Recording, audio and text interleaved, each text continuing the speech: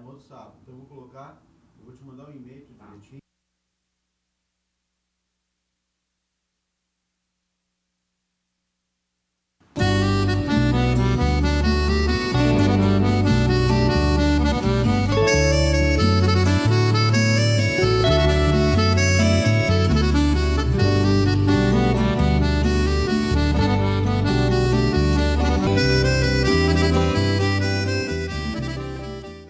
Olá, estamos iniciando mais um programa Conhecendo o Ministério Público. Quase 300 promotores e procuradores que atuam na área criminal no Rio Grande do Sul participaram de um encontro para debater a Lei 12.403/2011 e o impacto sobre a atuação do Ministério Público. A norma está entrando em vigor no mês de julho e altera dispositivos do Código de Processo Penal. Portanto, para analisar o tema, convidamos o promotor de justiça José Nilton Costa de Souza, que atua na Promotoria de Novo Hamburgo. Doutor José Nilton, é um prazer tê-lo aqui conosco no programa. Obrigado, Marco Aurélio. É um prazer também estar aqui para trazer algumas informações à comunidade acerca dessa nova realidade que se impõe a partir do dia 4 de julho de 2011, quando teremos uma modificação significativa na nossa realidade brasileira no que diz respeito à prisão e no que diz respeito às medidas cautelares que serão colocadas à disposição do magistrado e dos operadores do direito para enfrentar a realidade do cotidiano brasileiro. Claro. E até que ponto foi importante, doutor Zé Nilton, esse encontro na sede do Ministério Público Gaúcho para qualificar os membros do Ministério Público para essa lei que está entrando em vigor hoje? Até o dia 4 de julho, né, nós temos uma realidade distinta da que se apresentará depois desse período. Foi importante reunir os colegas que atuam na área criminal para que todos tivessem a possibilidade. Foi um debate muito significativo, muito profícuo, e se teve as condições de fazer uma leitura em conjunto dessa nova realidade, dos aspectos ao nosso processo penal e também a visão e a forma através da qual os colegas, né, enfrentarão esta nova realidade, né, a partir exatamente dessa nova disciplina que começa a viger a partir de 4 de julho. E o que altera, digamos assim, em termos de prisão processual, fiança, liberdade provisória e demais medidas cautelares?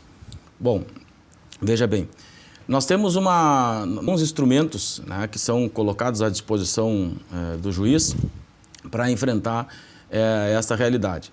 Até então, até o dia 4 de julho, a rigor, a medida mais significativa que nós temos é exatamente a questão das prisões provisórias, e na legislação esparsa, algumas medidas cautelares, todas elas de natureza pessoal, e esta é a realidade que a Lei 12.403 vem modificar, né, as medidas cautelares de natureza pessoal, né. Então, nós temos até então algumas medidas na própria Lei 9.099, que traz habilidade naquelas situações de violência doméstica, a adequação de uma medida cautelar de afastamento do agressor da casa. Nós temos ainda, né, a partir do Código de Trânsito Brasileiro, também outra medida restritiva, que seria a suspensão da habilitação do direito de dirigir. E no Código de Processo Penal, basicamente, nós temos, né, essas questões da prisão. E mais a Lei 11.340, a Lei Maria da Penha, que também traz algumas medidas, aliás, que vem ser incorporada por esta Lei 12.403, agora dentro do Código de Processo Penal. A partir de 4 de julho, então, esta lei traz algumas novidades. Ela mexe na prisão, né, mexe nos requisitos para a decretação de uma prisão provisória, mexe em questões relativas à prisão em flagrante, né. No que diz respeito à fiança, basicamente, ela altera o valor da fiança, né, e distribui de uma forma um pouco distinta da anterior, aquelas situações em que a própria autoridade policial poderá arbitrar essa medida, a fiança, e o próprio magistrado. Traz esta lei 12.403 para dentro do processo, né? Outras, eu diria 10, são 9 medidas no artigo 319, né? Medidas distintas da prisão, uma no artigo 320, e além da prisão, da prisão provisória. E dentro da prisão provisória, ela nos traz para a figura das prisões, a figura da prisão domiciliar, né? Que até então só se tinha dentro da execução definitiva, né?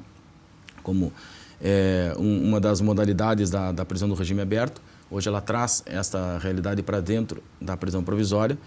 Realmente digamos assim, esses são os tópicos mais específicos desta nova legislação. Claro. O Ministério Público, doutor José Nilton, é o fiscal da lei. Cabe a ele proteger a sociedade, defender a sociedade. Por isso lhe pergunto, existe a preocupação institucional dessa lei ser mal interpretada e ser, no caso, mal aplicada? Eu acredito que os magistrados brasileiros serão bastante prudentes e quero crer que colocarão, né, de uma forma que melhor se adeque à nossa realidade brasileira, mas existe sim essa preocupação. Existe a preocupação, até porque agora esta lei 12.403, ela elege esse instrumento, que é bastante eficaz no combate à criminalidade, como último tópico, como último ponto, né, como última medida a ser adotada ao juiz para o enfrentamento dessas questões. E, de fato, a interpretação ela será significativa. Se não for bem interpretado, pode trazer um prejuízo de monta à nossa sociedade. Isso à parte, na sua avaliação, a tendência a partir de agora é de o sistema processual penal melhore ou não? Veja só, essa melhora ela vai partir exatamente da interpretação que for dada a essa nova realidade, né? A Lei 12.403 ela tem méritos, né? Ela coloca à disposição dos operadores do direito, né, medidas que antes não se tinha, ao menos de forma expressa, na nossa legislação, né, que exatamente para dentro da norma, a partir da interpretação que já era feita pelos tribunais, algumas delas. Então, é uma criação da nossa jurisprudência que agora vem sendo incorporada a essa legislação, né? E então isso já é um tópico, já é um aspecto, né, que nos dá uma certa tranquilidade de que essa interpretação vai ser, né, a mais adequada, a melhor possível à nossa realidade. Claro. O senhor sabe que nós temos um sistema carcerário muito precário no país. Também há a preocupação de que, através dessa lei, digamos assim, ela é usada para desafogar os presídios? Certamente ela vai ter um impacto dentro do sistema prisional, né? Certamente essa lei, até em razão dos novos pressupostos, né, dos novos requisitos que a lei traz para a aplicação dessas prisões provisórias.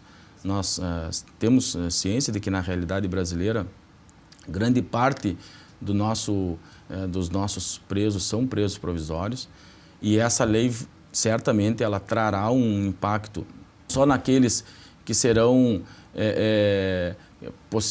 colocados dentro do sistema, mas ela, até em razão de princípios do próprio processo penal, né, a viabilidade de que esta lei, a partir de julho de 2011, ela também possa ser aplicada a realidades anteriores, né? Ela tem esse viés. E certamente haverá, né,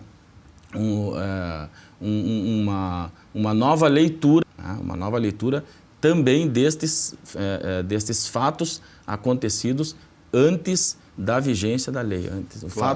Prisões acontecidas antes de 4 de julho serão certamente reexaminadas a partir da nova ordem. Sim. E isso realmente pode, né, deve levar a um esvaziamento maior, né, do cárcere. E quais são os cuidados que o promotor de justiça, principalmente esse que atua na vara de execuções penais, tem que ter nesse momento? Vê só, essa realidade, ela não ficará afeta aos promotores que atuam na execução penal. Porque lá na execução penal atuam os colegas, né, que em cima de expedientes já definitivos, né? Esta lei, ela vem, na verdade, para alterar aqueles aspectos, são prisões provisórias, né? São medidas cautelares provisórias, e nós estamos aqui falando de fatos, né, que conduziram a uma prisão antes de uma sentença penal transitada em julgado. O que significa dizer que quem vai dar esse primeiro embate a esta nova realidade são os promotores criminais de um modo geral. É evidente que nós teremos de ter nessa nova realidade exatamente usarmos o máximo possível, extrairmos exatamente o espírito que norteia esta lei, essa nova realidade, que ela vem expressamente, essa lei 2.413, ela vem expressamente acolher no sistema processual brasileiro o princípio da proporcionalidade. Então, nós teremos de analisar exatamente o princípio da proporcionalidade como um todo. Claro. Não só naquilo que diz respeito à proibição do excesso, e coibir exatamente os excessos que estejam acontecendo ou que tenham acontecido, mas também atentar para o viés do princípio da proporcionalidade, que é exatamente a proibição da deficiência na tutela penal. Então, nós temos que também ver essa realidade a partir desse enfoque da eficiência da medida aplicada para combater aquela situação de risco concreta. Claro.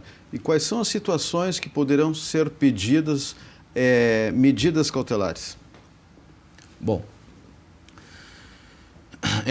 vejam só, essas medidas cautelares, né, elas terão de ser lançadas mão a partir de um juízo, como eu já dizia, de necessidade e de adequação. A pedra de toque desse sistema vem lá do artigo 280 do Código de Processo Penal, com essa nova